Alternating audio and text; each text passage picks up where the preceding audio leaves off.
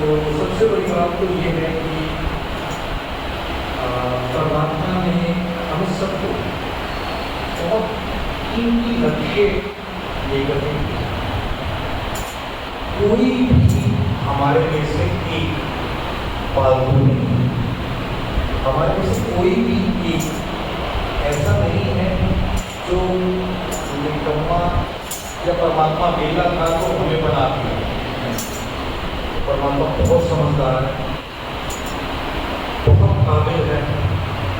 उसने किसी को भी बनाया तो बहुत जबरदस्त उसके पीछे उसकी रचना है, और उस रचना का हमें हमेशा पूरे दिल से आदर करना चाहिए।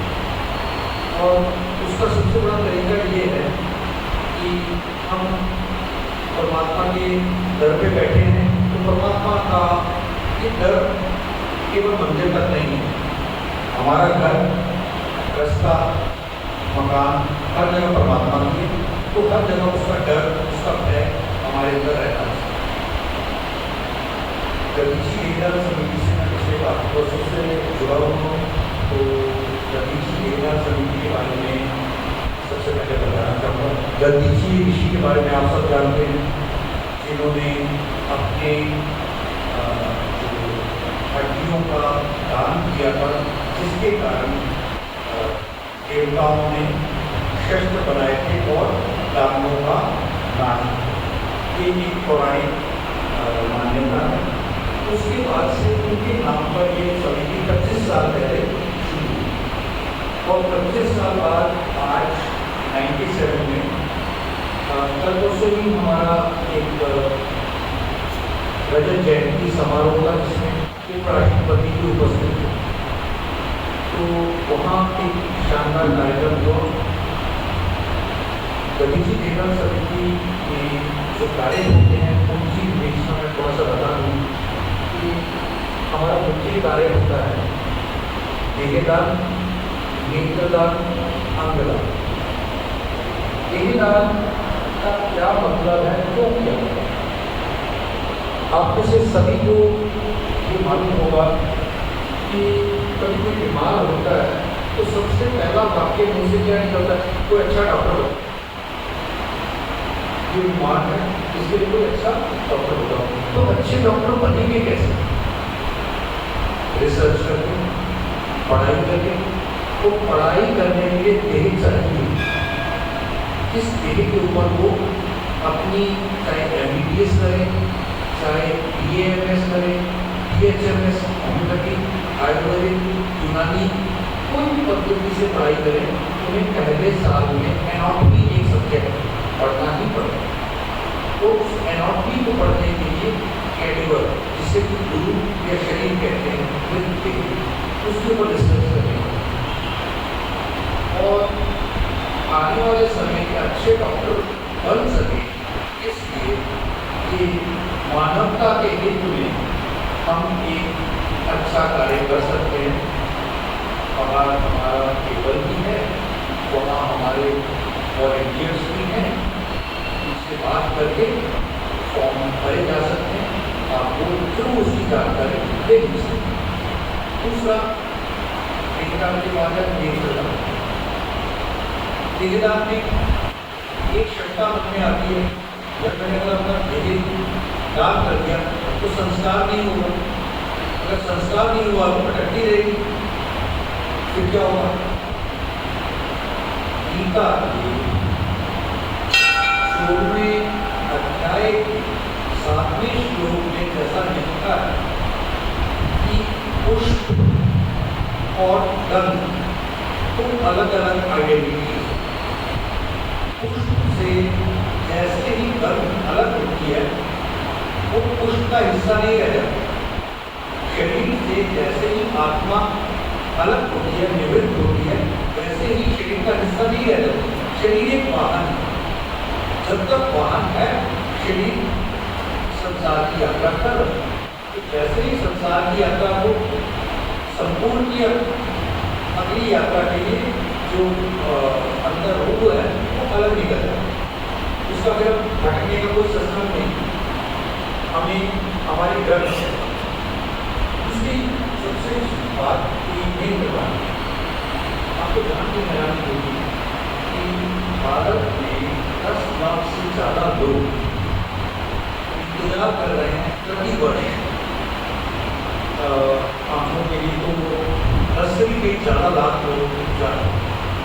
और अगर केवल और केवल रोड में एक्सीडेंट्स होते हैं तो लोग भी अपनी गेंदों को कोई दूसरे के प्रयोग में लाने की इजाज़त दे दें तो भारत ही विश्व भर में नेत्रहीन कोई नहीं रहे। एक व्यक्ति के दो आंखों की जोड़ी से कम 2 तो ज़्यादा से ज़्यादा 8 व्यक्तियों को नेत्र प्रकाशित हो सकते हैं। और आपको हैरानी की बात ये है, एक बंदा जो जन्म से ही अंधा है, नेत्रहीन है, वो व्यक्ति भी अपने नेत्रदान करे, उसके नेत्रों से भी कम से कम 2-4 लोगों को रोशनी मिलती है। इसका साइंटिफिक लॉजिक समझ, हमारी आंखों के पीछे कॉर्निया होता है और उस कॉर्निया को ही हमारे को रिप्लेस करना होता है। कॉर्निया में बेसिकली 8 लेयर्स 8 परतें होती हैं, उसकी कौन सी परत किसके काम आएगी उस हिसाब से। अगर उस नेत्रहीन व्यक्ति की वो परत ठीक कर दी गई होगी तो नेत्रहीन नहीं होगा, उसकी बाकी मशीनरी की एक कोई परत ठीक है। रही बात नेत्रदान की, अंगदान की बात, एक व्यक्ति के शरीर में 52 ऐसे अंग हैं जो किसी न किसी रूप में दूसरे को प्रत्यारोपित करके जीवन दिया जा सकता है। मैं एक छोटी सी कविता आपको सुनाता हूँ, 1 लाइन 2 लाइन की, तो उसमें मैंने लिखने की कोशिश की कि ये शरीर जो है मिट्टी, तो उस मिट्टी का कोई ना कोई अच्छा प्रयोग कर ले, नहीं तो मिट्टी तो वेस्ट होने वाली है। मिट्टी को जब होना ही है मिट्टी, मिट्टी को जब होना ही है मिट्टी, होना किसी के काम आए ये मिट्टी, जलाएंगे, दफनाएंगे, एहसास बॉडी कहाएंगे, रब से मुफ्त प्राप्त, रब के बंदों के काम आई ये मिट्टी, क्यों ना किसी के काम आए ये मिट्टी, क्यों ना किसी के काम। तो हमारी सोच ऐसी है, तो हम अगर धार्मिक है ना तो धर्म के ऊपर गुरबाणी कहती है, सर्वधर्म में श्रेष्ठ धर्म हर को नाम जब निर्मल कर। यानी कि अगर हमारे कर्मों में निर्मलता नहीं आई ना तो समझ लीजिए कि हमारा धर्म अभी पक्का नहीं हुआ, हम धार्मिक अभी शरीर से आत्मा से नहीं। यदि हम किसी भी दूसरे से किसी भी तरह की कोई घृणा रखते हैं तो इस समय अभी हमारे कर्मों का कोई असर हमारे ऊपर नहीं आ रहा। राजनेताओं का असर है, राजनेता चाहते हैं उसका इससे लड़ाई होती है, उसकी उससे लड़ाई होती है, धर्म नहीं है, कोई धर्म नहीं है। हर धर्म ये कहता है प्यार से हम किसी के काम आए, परोपकार करें, जीवन सर्वमय हो, सर्वे भवन्तु सुखिनः। तो क्या कहते हैं तो सारी दुनिया हमारा सुखमय एक माहौल, तो सुखमय कैसे बढ़ेगा जब सारे अच्छे से स्वस्थ जीवन व्यतीत करेंगे, अपने द्वारा दूसरों को कोई ना कोई अच्छाई या सुख देते। मैं अभी लास्ट में आप सबको समय देता हूँ कि आप अपने प्रश्न पूछ लें, कोई प्रश्न हो तो। जब तक आप प्रश्न सोचते हैं मैं 1-2 बातों को क्लियर करता हूँ आगे चलकर। बाकी देशों में ना एक तरीका है ऑप्ट आउट, भारत में तरीका है ऑप्ट इन।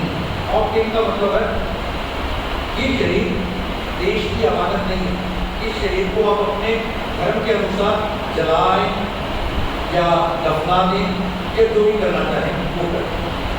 ये आपकी अपनी अमानत है, ये राष्ट्र की अमानत नहीं है, ऐसा भारत में है। तो मैं चाहता हूँ कि मैं अपने शरीर को राष्ट्र को दूँ तो मुझे पालन करना पड़ेगा, राष्ट्र में किसी के लिए काम आ सके, ऐसा भारत में हो नहीं सकता। लेकिन बाकी मुल्कों में क्या है, कई मुल्कों में कि आपको लिख के देना पड़ता है मेरे न रहने की सूरत में ये राष्ट्र की अमानत है, मैं ये राष्ट्र को नहीं देना चाहता, तो मैं आउट करते हैं। हमारे भारत में करना होता है, मैं दान करना चाहता हूँ, वहाँ पे होता है मैं दान नहीं करना चाहता। तो हमें इस बारे में, क्योंकि दान का एक महत्व है। नदियाँ दान करती हैं तभी हम सब पानी पी के जीवन जी पाते हैं। पेड़ दान करते हैं तो हमारे अन्न और फल से शरीर चलते हैं, हवा चलती है, हमारे सांस चलते हैं। हमें एक माँ भी दान करती है तो उसके मांस और दूध से एक नया शरीर तैयार होता है। ये दान की करना आज नहीं, सदियों से है, सदियों तक है। तो दान का कोई ना बदला नहीं होता। मैंने नेत्र दान किया, मेरे बदले में क्या मेरे परिवार में किसी को नेत्र से कुछ मिलेंगे? फिर आपने अगर 5 रुपये का नोट दान किया तो गया, दान का मतलब गया, उसका कोई विकल्प नहीं होगा, बदले में कुछ नहीं होगा। आप यहाँ पे मंदिर में आ रहे हैं तो क्या आपको लगता है कि इसके मतलब कुछ विकल्प होगा? नहीं, क्या आपकी अपनी तसल्ली के लिए आ रहे हैं। ये धर्म आपकी तसल्ली के लिए, इससे भगवान को कोई फर्क नहीं पड़ने वाला। इससे फर्क पड़ने वाला गुरविंदर सिंह को, मेरे को, क्या मेरे मन में अच्छे विचार आएंगे, मैं अच्छे तरीके से काम करूँगा। मंदिर आने का मतलब ये नहीं कि भगवान के ऊपर कोई एहसान कर रहे हैं, हाँ बिल्कुल नहीं। एहसान किसके ऊपर करें? क्या मेरे व्यवहार में भगवान के गुण आ रहे हैं। भगवान दयावान है, भगवान हमारी गलतियों को माफ करता है, भगवान हमारे साथ है, भगवान प्यार मानता है, भगवान सबके लिए अच्छा करता है। हम भी वो गुण अपना पाए, वो सब चीज़ें पा सकें, ऐसा कर सकें, ये हमारा मानवता का उद्देश्य भी है। तो कहते हैं ना, मानव को आजकल हर घर में पैदा हुआ है, हर घर, मगर मानवता हर घर में नहीं पैदा हुआ है। वही हमारा उद्देश्य। आपके कुछ प्रश्न